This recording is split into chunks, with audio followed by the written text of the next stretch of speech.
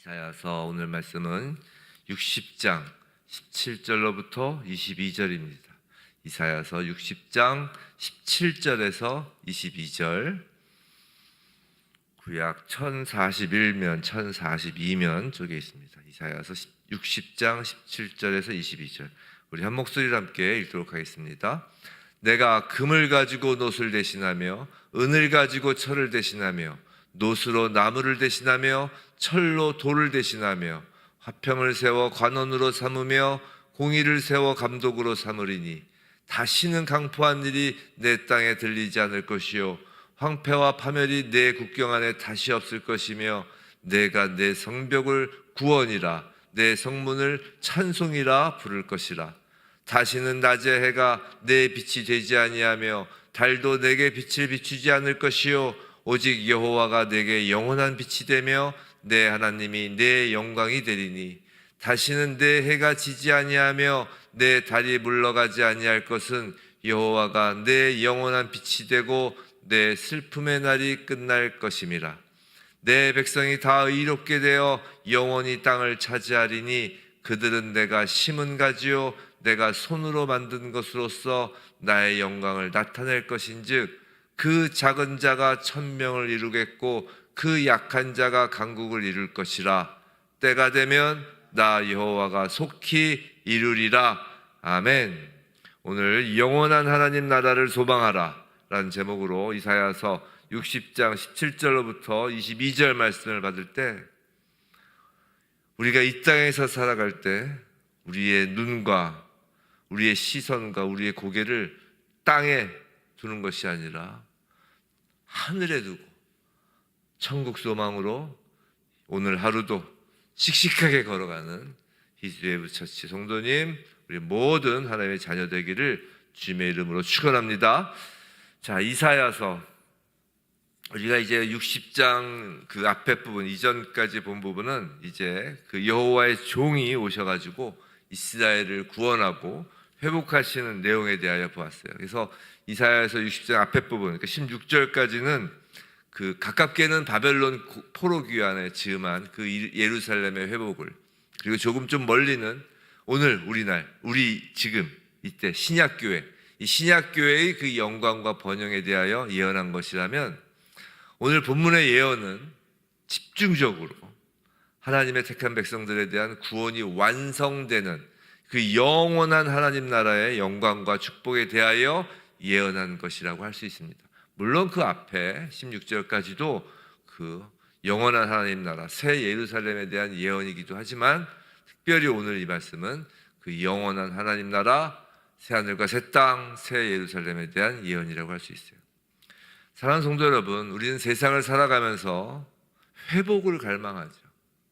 병든 자는 건강을, 실패한 자는 성공을, 무너진 가정은 다시금 화목을, 나라와 민족은 평화를 바랍니다.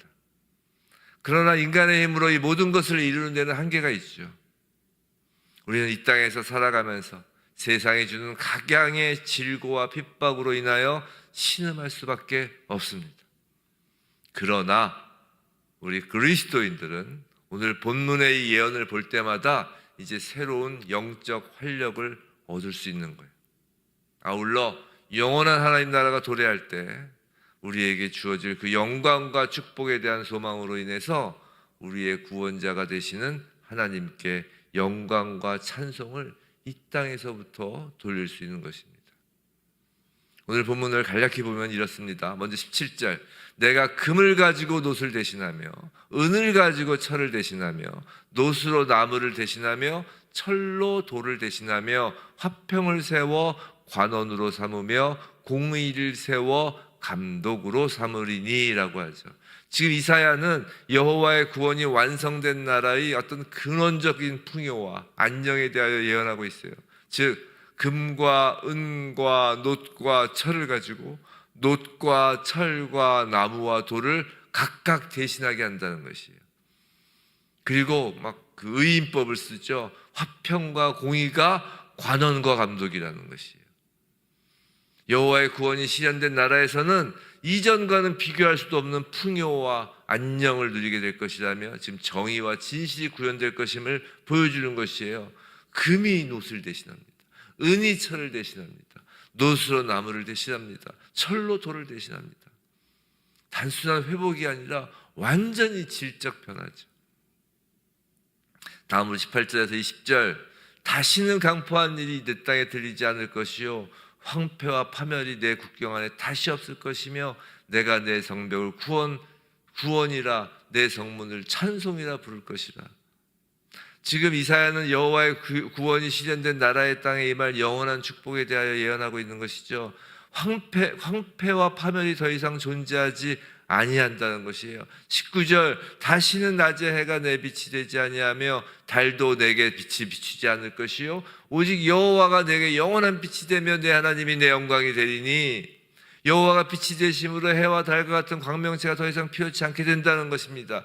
20절, 다시는 슬픔이 찾아오지 않게 된다는 것이에요. 특별히 19절, 20절은 요한계시록 21장 23절 요한계시록에 그 나온 말과 대동소이하죠. 요한계시록에 뭐라고 돼 있어요? 그 성은 해나 달의 비침이 쓸데없다.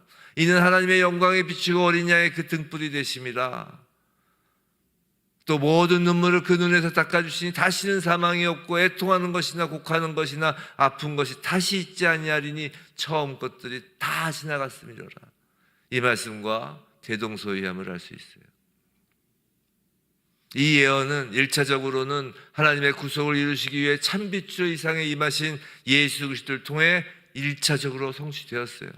또한 죄와 어둠의 권세를 이기시고 사망에서 생명으로 또 정죄함에서 자유함을 얻게 하신 예수 그리스도의 구속 사역을 통해 이루어졌죠. 그런데 이미와 아직 그 사이에 그 구원의 역사 속에 우리가 존재하기에 여전히 우리는 하늘의 해와 달을 보아야 하고 이 땅에서 눈물을 흘리지만 마치 구약의 이스라엘이 신약의 교회로 이어지고 신약의 교회가 천상의 교회로 이어지듯이 우리는 완성된 하나님 나라에 들어간다는 것이, 마치 구약의 이스라엘이 신약의 교회를 예표했던 것처럼 성도 여러분, 지금 우리는 이미와 아직 그 사이에 있는 그 신약의 교회로서 천상의 교회를 바라보는 것입니다. 완성된 하나님 나라에서 우리는 영원한 빛이신 주님과 함께할 것이고 다시는 애통하는 것, 곡하는 것, 아픈 것이 없게 될 날 곧 새 예루살렘이 하늘에서 우리에게 임할 것이. 다음으로 21절에서 22절 전반부까지 여호와의 구원이 실현될 나라의 백성에게 임할 영원한 축복에 대하여 예언하고 있죠. 즉 백성들이 의롭게 되어 영원한 땅을 차지하고 작은 자가 1000명을 이루어 강국을 이루게 된다는 것이에요. 먼저 21절 간략해 보면 내 백성이 다 의롭게 되어 영원히 땅을 차지하리니 라고 합니다.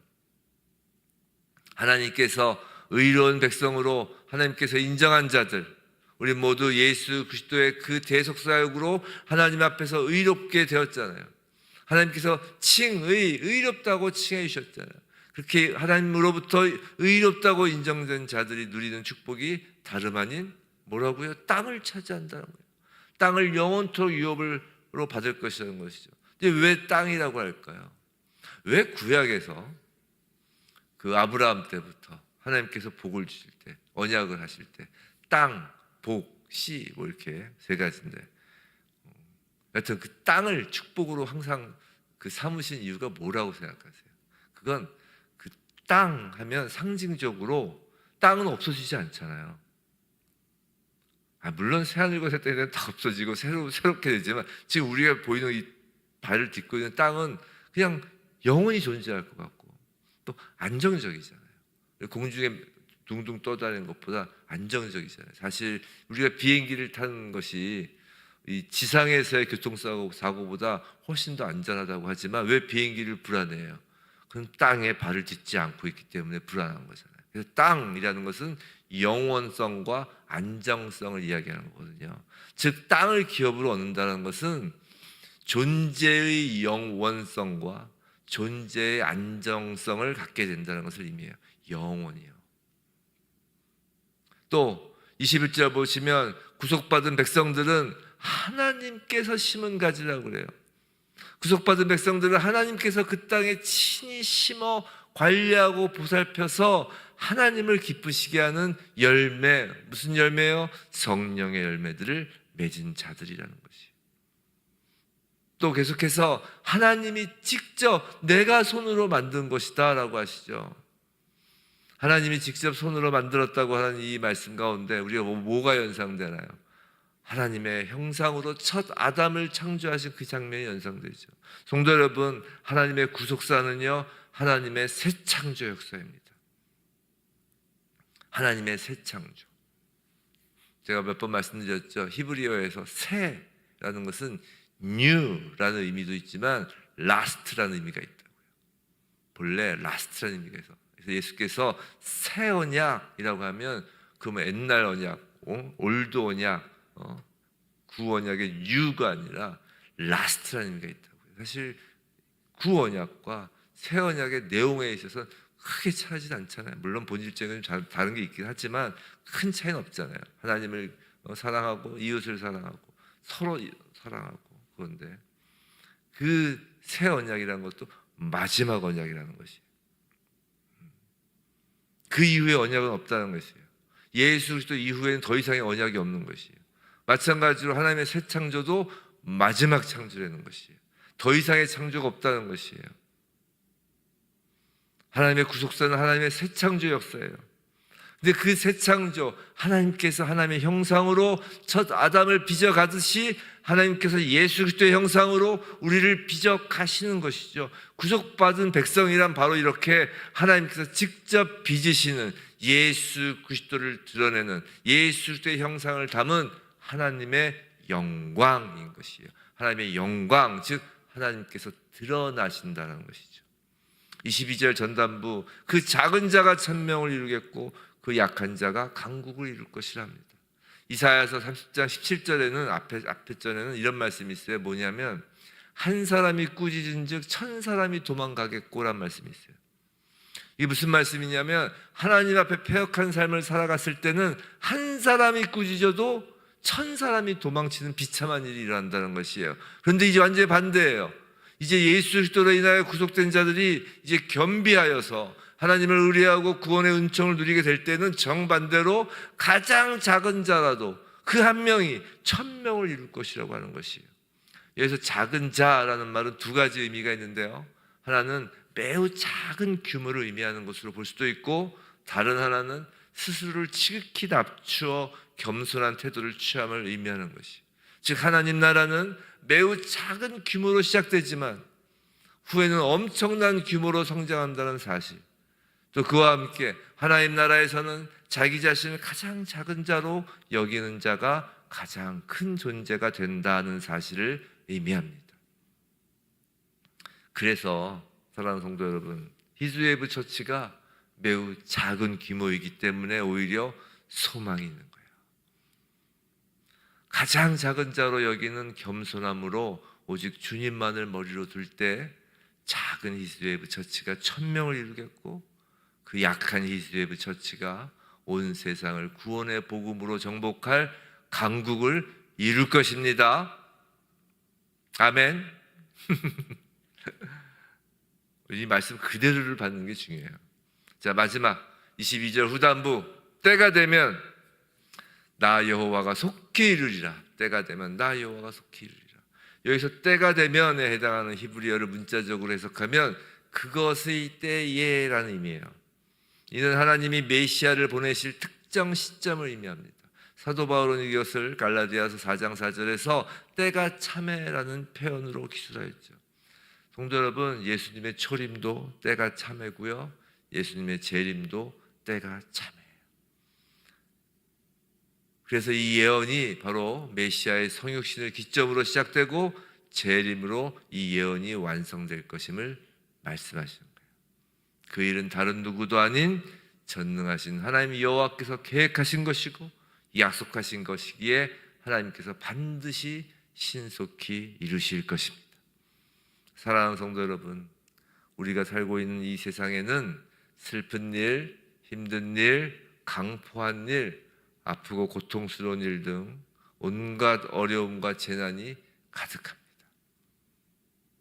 지금도 세상에서는 전쟁이 끊이지 않고 있고요, 조금만 거리에 나가도, 아니 뭐 집안에서조차 정말 언제 무슨 일이 벌어져도 이상하지 않을 때입니다. 매일 눈물과 탄식, 슬픔의 한숨이 끊이지 않으며 그로 인해 절망하며 삶을 비관하는 이들도 종종 발견할 수 있어요. 그러나 여러분, 우리는 오늘 본문에 이 약속을 주신 분이 다름 아닌 전능하신 하나님이라는 사실을 기억해야 하는 것이, 사람이 볼 수 없는 빛 중에 빛 가운데 거하시며 사람이 생각하고 헤아리는 것을 초월하여 행하시는 전능하시며 지혜로우시고 신실하신 하나님이 약속하신 것임을 명심해야 하는 것입니다. 우리가 이 약속을 바라보며 이 땅에서 오늘 하루를 살아간다면, 이 약속을 바라보며 하루를 살아간다면 우리는 세상이 감당하지 못할 믿음의 삶을 오늘 살 것입니다. 어둠에 찌든 세상 사람들이 결코 알 수 없는 빛된 삶을 살아가게 될 것이죠. 성도 여러분, 제가 제 어떤 그 신앙관이 있을 거 아니에요. 제 신앙관 설교할 때 이제 두덕두덕 묻어나지만, 전 기본적으로 이 땅에서부터 천국을 누리는 것을 지향하는 사람입니다. 전 죽어서 천국 가는 것만으로 예수님이 그걸 목적으로 해서 이 땅에 오셨다고 생각하지 않아요. 우리 요새 에베소서 계속 봤지만 그 구원의 궁극적인 이 땅에서의 하나님의 그 도달점이 뭐였어요? 목적이 뭐였어요? 단순히 구원받아서 죽은 자를 산자로 옮겨놓는 것으로 끝났나요? 아니잖아요. 거룩이잖아요. 거룩. 하나님은 우리 그리스도인의, 우리 성도들에게 요구했던 것은 구약이나 신약이나 항상 동일했습니다. 하나님께서 율법을 주셨던 그 레위기, 율법의 그 핵심이 레위기잖아요. 레위기 전체 책의 주제가 뭐예요? 제가 자주 말씀드렸죠. 내가 거룩하니 너희도 거룩하라입니다. 하나님의 우리를 향한 목적은 거룩이에요. 왜냐하면 하나님은 우리를 통하여 하나님의 영광이 드러나기를 원하시거든요. 그래서 저는 항상 이 땅에서의 삶을 중요시 여겼습니다. 그런데 이 땅에서의 삶을 중요시 여겼다고 해서 이 땅에서 잘 먹고 잘 살고 배 따숩고 등 따숩고 그런 게 아니라 이 땅에서 거룩을 향하여 달려나갈 길을 중요시 여기죠. 그런데 그렇다 하여도 하나님 나라의 소망, 천국 소망이 없다면 그 기독교는 기독교가 아닌 거예요. 만약에 천국 소망이 없다면 그저 신비주의가 되는 것이고, 이 땅에서 으다다다 해서 병 나으면 되는 거예요. 그냥 이 땅에서 금가루 떨어지면 되는 거예요. 천국 소망이 없다면 그것은 인본주의가 되는 것이고 자유주의가 되는 것이고 번영신학이란 가짜가 될 뿐입니다. 명심하시기 바랍니다. 우리는 천국 소망으로 하나님 나라를 소망하기 때문에 이 땅에서 더욱 거룩을 향하여 정진할 수 있는 것이에요. 왜냐하면 우리가 거룩을 향하여 정진할 때 내 힘으로 안 된다는 걸 알거든요. 그리고 늘 은혜를 구하고 은혜를 받으며 그 거룩의 길을 걸어가는 거거든요. 그리고 그 은혜의 끝에 하나님 나라 천국이 있다는 것을 소망하기에 우리가 그 은혜를 견디며 가는 거예요. 성도 여러분, 은혜는 누리는 거라기보다는 견디는 겁니다. 성도 여러분, 이 땅에서의 눈물, 이 땅에서의 슬픔, 이 땅에서의 가난, 이 땅에서의 질고, 그 모든 것이 하나님의 섭리하에 있다는 것을 믿는다면 그 모든 것이 은혜인 것이에요. 거기까지 하나님 끌고 가시는 것입니다. 근데 그것을 어떻게 우리가 견뎌낼 수 있겠어요? 바로 천국 소망뿐입니다. 부디 마라나타 주 예수여 오시옵소서라는 기도로 이 성경 전체 66권이 끝남을 절대 잊지 마시기 바랍니다. 제가 이런 얘기 자주 하니까 어떤 분이 그러더라고요. 마라나타 주 예수여 오시옵소서, 주 예수여 오시옵소서로 끝나는 게 아니라고. 성경 66권은, 성경 66권 맨 마지막 절이 뭐예요? 주 예수의 은혜가 모든 자들에게 있을지어다. 바로 그 전에 요한계시록 22장 20절 내가 진실로 속히 오시라 하시거늘 아멘 주 예수의 오시옵소서. 22절 21절 주 예수의 은혜가 모든 자들에게 있을지어다. 아멘. 주 예수의 오시옵소서. 이 기도를 하는 자에게 은혜가 있는 것입니다. 이것으로 성경 66권이 끝남을 절대 잊지 말고 하나님 나라를 소망함으로 이 땅에서 거룩을 위한 예수 그리스도의 형상을 드러내기 위한 그 믿음의 경주를 달려가는 히즈웨이브 처치 모든 성도이길 주님의 이름으로 축원합니다.